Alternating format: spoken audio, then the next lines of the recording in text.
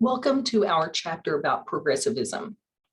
When we talk about progressivism in the United States, we usually jump back to the early 1900s when progressivism reached its peak. I encourage you, however, to think of that period of time, this period of time that we're actually talking about in this unit, as the first progressive movement. The first progressive movement began as a response to all the bad things that the sudden population growth and industrialization had brought with it, like horrible work and living conditions for just about everybody, and corporate and political corruption. The movement started on the heels of the Gilded Age, when excess was the word of the day and there was little empathy for the poor. Progressives were people who wanted to progress past those problems, to make a better place and to improve conditions for everyone. Can you believe that at one point, at this first progressive movement time, that Malvern was actually quite a progressive little town itself? The town supported a number of newspapers and had an active suffrage group for women's suffrage, one of the foremost active in the state. So we'll be talking more about newspapers and their importance and influence in society in the next unit. I encourage you to think of that time period as the first progressive movement, right? So that would imply that there are others. Like everything in history, progressivism is cyclical. It doesn't just stop or end. It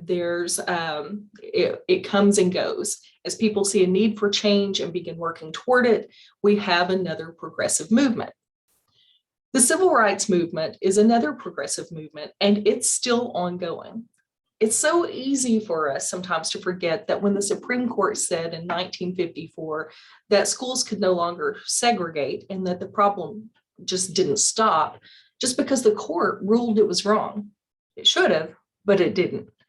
It took the involvement of many civil rights activists. Some of them are really well known, like Dr. Martin Luther King Jr., Malcolm X, Shirley Chisholm, or locals like Daisy Bates and the Little Rock Nine.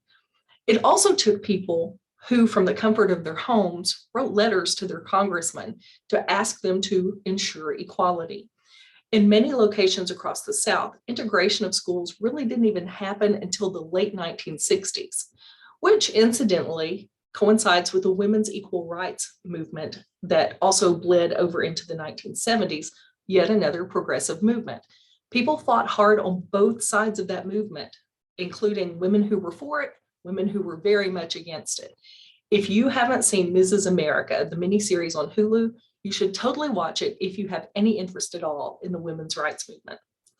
Today's progressive movement continues to focus on race relations as people call for change after the killings of George Floyd, Breonna Taylor, Ahmaud Arbery, and more.